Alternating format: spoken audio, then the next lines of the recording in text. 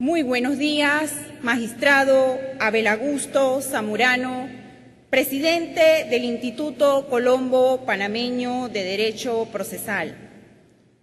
Magíster Enrique Alfonso Navarrete, presidente de este 9º Congreso Panameño de Derecho Procesal. A los miembros de la mesa principal, licenciada Jennifer Saavedra, presidenta de esta primera jornada matutina, magistrado Marco Antonio Álvarez, licenciada Rocío Ríos, expositores nacionales y extranjeros, abogados, abogadas, estudiantes y público en general. Durante la celebración del 8º Congreso Panameño de Derecho Procesal en la provincia de Chiriquí, nació en mí la inquietud de aportar mi experiencia como funcionaria judicial a la labor que viene desarrollando el Instituto Colombo Panameño de Derecho Procesal.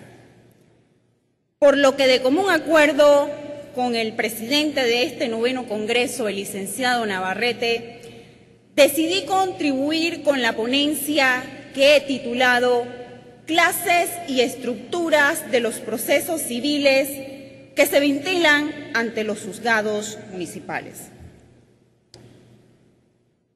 En primer lugar, quisiera compartirles el por qué considero que es importante conocer las clases y estructuras de los procesos civiles que se ventilan ante los juzgados municipales. Pues sucede que durante mi experiencia de 7 años en el cargo de juez municipal, he detectado que a la justicia civil de menor cuantía se le estigmatiza y se le considera de menor importancia, apreciación que a mi juicio es del todo errónea, pues hasta lo más elemental a veces se desconoce. De allí que hoy día exista un desconocimiento por parte de algunos usuarios del sistema judicial de cuáles son las características, estructuras y trámite de los procesos de menor cuantía. Para efectos prácticos, he decidido dividir mi ponencia en 2 temas centrales. En primer lugar, haré referencia a la competencia asignada a los jueces municipales civiles. Y en segundo plano, entraré a hablar brevemente de cada uno de los procesos que son conocidos por los jueces municipales civiles. Sin más, hagamos referencia a la competencia que, conforme a nuestro ordenamiento jurídico, tienen los jueces municipales civiles. La clasificación y estructura de los procesos civiles que se ventilan ante los juzgados municipales constituye un aspecto significativo de la composición y conformación del sistema atributivo de la competencia de los tribunales de justicia, que requiere de un análisis, que requiere de un estudio para los efectos de determinar la funcionalidad y eficacia del cometido de las leyes procesales que impone nuestra Constitución Nacional. La asignación de los temas o asuntos que pueden ser conocidos por los jueces municipales civiles la podemos encontrar en el artículo 174 del Código Judicial.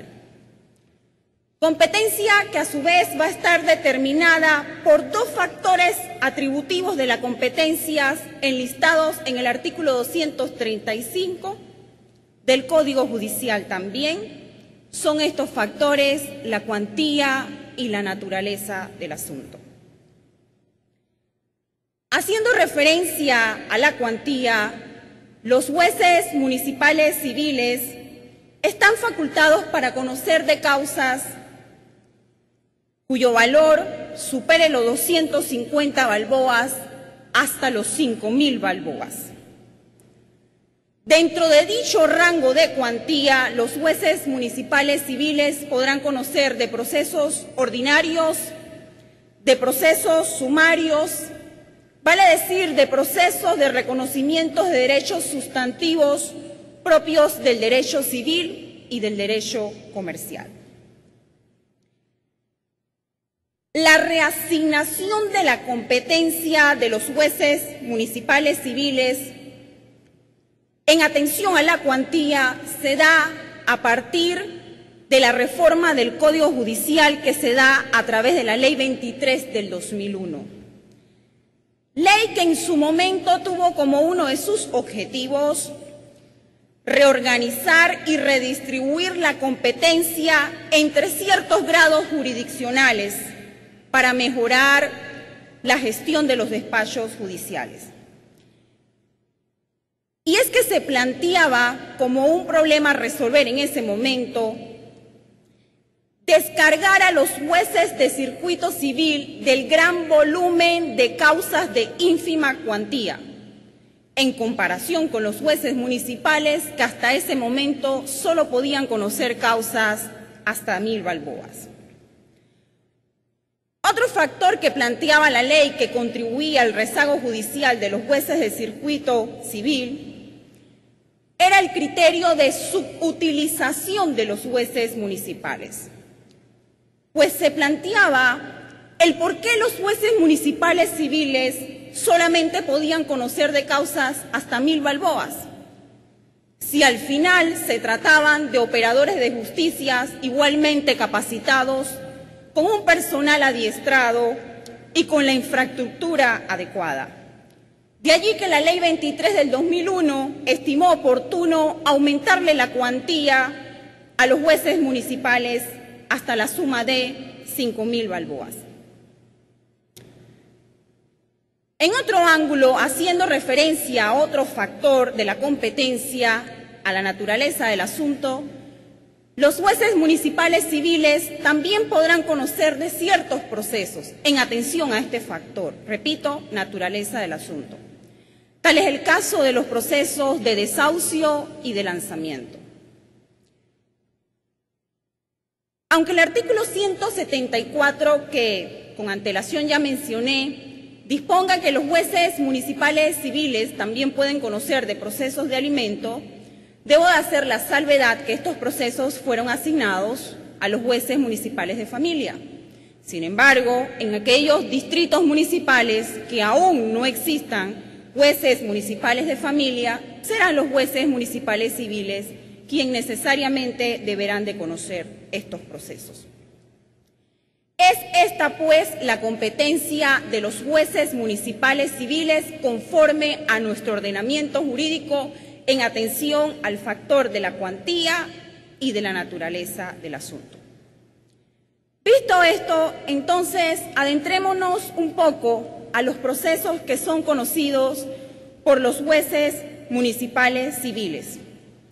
No sin antes plantearles que los procesos civiles de menor cuantía tienen un procedimiento sumario, sin que esta característica deba de ser confundida con el proceso sumario per se regulado en el Código Judicial dentro de los procesos de conocimiento. Un procedimiento sumario que busca que las causas se resuelvan de manera rápida y eficaz, con mayor inmediación de las partes con el juez, soslayando algunas formalidades para hacer más efectivas las acciones, el ejercicio de los derechos, las garantías y en general los actos procesales. Haré referencia, en primer lugar al proceso ordinario.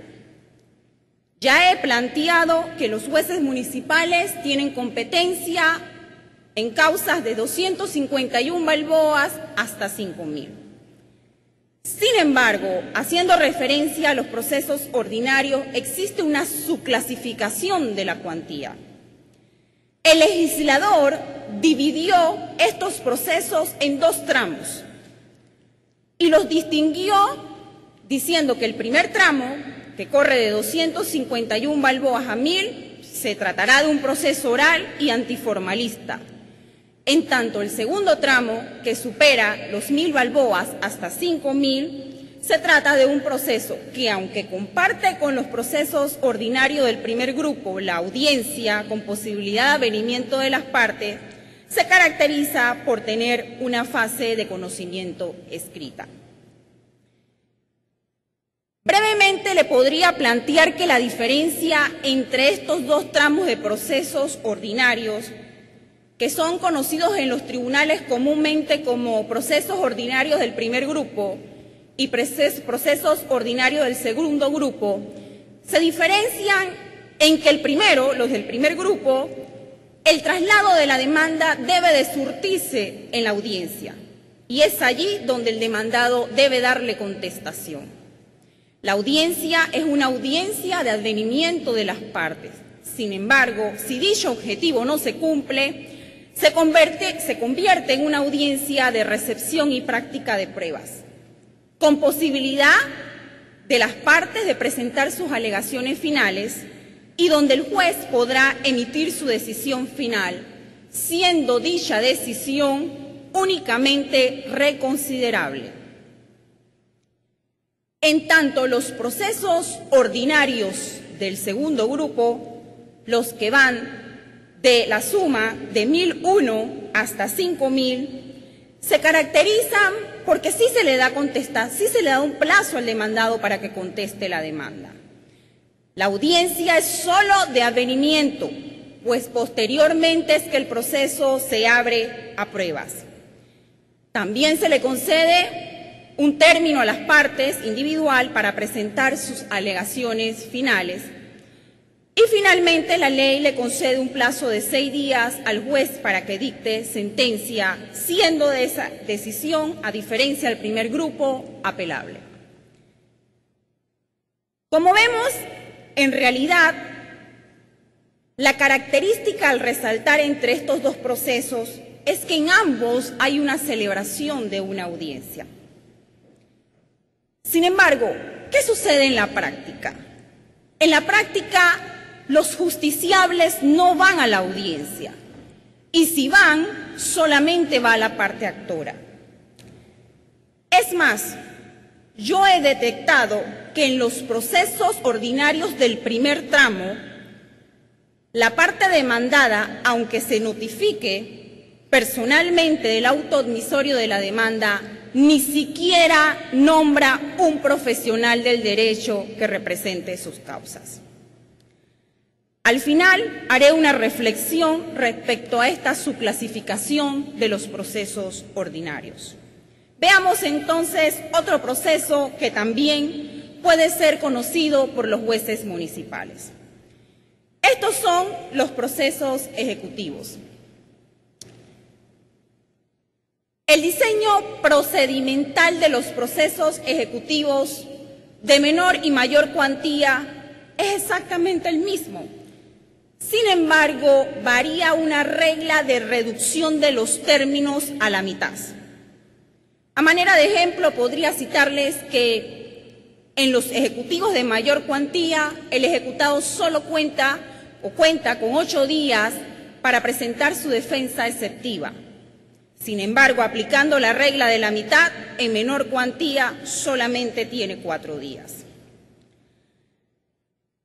Quisiera acotar lo siguiente respecto a estos procesos ejecutivos de menor cuantía. Con la Ley 23 del 2001 se buscó descargar a los jueces de circuito civil y en efecto se hizo. Se descargó a los jueces de circuito civil de estos procesos ejecutivos, pero se ha sobrecargado a los jueces municipales civiles. Son estos los procesos que más conocen los jueces municipales civiles. ¿Y por qué? Porque la mayoría de las ejecuciones que provienen de títulos ejecutivos, ya sea de bancos, de mueblerías, de cooperativas, están dentro de este rango de cuantía. Según datos del Departamento de Estadísticas de la Corte Suprema de Justicia, en el periodo comprendido del 2008 al 2010, en menor cuantía, vale decir, en los juzgados municipales, ingresaron un 76% de procesos ejecutivos, cuando a nivel circuital solamente ingresaron un 24%.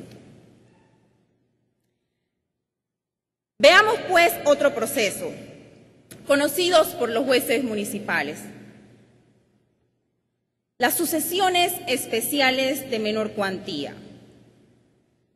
Cuando le den lectura a las normas que regulan las sucesiones de menor cuantía, quizás pensarán que el proceso es eminentemente oral. Sin embargo, lo único que se presenta de manera oral o verbal es la solicitud de apertura de sucesión intestada o testada, pues el resto del trámite se hace de manera escrita. Quisiera resaltar algunas particularidades respecto a este proceso y que lo diferencian de las sucesiones de mayor cuantía. Lo primero es que la solicitud de sucesión, ya sea intestada o testada, puede ser presentada de manera verbal o de manera escrita. Y lo puede hacer directamente el interesado o mediante apoderado judicial. Esto es una novedad porque no se requiere de apoderado judicial para presentar las sucesiones de menor cuantía. Otra característica es que la publicación del edicto emplazatorio en menor cuantía en un diario de circulación nacional es solo por un día, en tanto en mayor cuantía debe hacerse por 3 días. Y como último, quisiera resaltar que en menor cuantía es el juez quien hace allegar las pruebas al proceso, ello sin perjuicio de que la parte lo pueda presentar. En las sucesiones de mayor cuantía, necesariamente a la solicitud de sucesión deben acompañarse las pruebas pertinentes, tales como certificado de defunción, certificados que acrediten el parentesco, etc. En realidad, las exigencias y términos de las sucesiones de menor cuantía son menos rigurosas que las sucesiones de mayor cuantía. Y es que yo creo que responde a una razón de interés social. Porque qué injusto sería exigirle a una persona que solicita, por ejemplo, una sucesión intestada de menor cuantía, donde el bien a heredar es un cheque de la Caja de Seguro Social por $300, que nombre o que lo haga a través de apoderado judicial, cuando lo más seguro que ese profesional del derecho fijará sus honorarios en una suma superior. Por lo tanto, considero que fue muy atinado el legislador cuando hizo esta excepción en las sucesiones de menor cuantía. Pasemos a otro proceso, el proceso sumario. El proceso sumario, en general, tiene el mismo trámite en menor cuantía y en mayor cuantía. Por lo tanto, no haré referencia a ello, obviaré hacer referencia a ello. Sin embargo, a lo que sí voy a hacer referencia es a otros procesos ordinarios que son de competencia exclusiva de los jueces municipales en virtud del factor de la naturaleza del asunto, salvo que sea parte del Estado, en cuyo caso serán competentes los jueces de circuito en virtud de la calidad de las partes. Son estos procesos el proceso de desahucio y el proceso de lanzamiento. En efecto, los jueces municipales civiles son competentes para conocer los procesos de desahucio, lanzamiento por mora con o sin retención de bienes y lanzamiento por vencimiento de contrato. Quiero resaltar lo siguiente. Aunque el desahucio y el lanzamiento sean procesos sumarios per se, tienen un trámite especial distinto al sumario general. ¿Y por qué quiero resaltar ello? Porque es este uno de los aspectos que es desconocido por algunos usuarios del sistema judicial. Y es que a estos procesos también se les estigmatiza, se les considera de los más elementales, diría yo, que para los recién graduados de Derecho. Pero lo que no sabemos es que todos los que estamos aquí en este auditorio de una u otra manera podríamos ser parte de un proceso de lanzamiento. O porque seamos propietarios de un bien inmueble y nos toca arrendarlo. ¿Y qué sucede si el arrendatario no paga? ¿Cuál es la vía legal para que ese arrendatario me restituya el bien? El lanzamiento.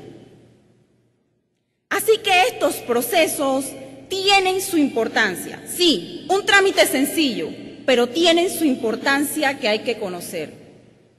Y además también podríamos estar en el otro lado, podríamos ser arrendatarios, porque no todos tenemos la posibilidad de accesar a tener una vivienda propia. Veamos rápidamente cada uno de estos procesos, máxime que ya me han prendido la luz amarilla. El proceso de desahucio es la noticia que una de las partes le hace a la otra de que le restituya su bien inmueble, conforme a las normas comunes del Código Civil y del Código Judicial.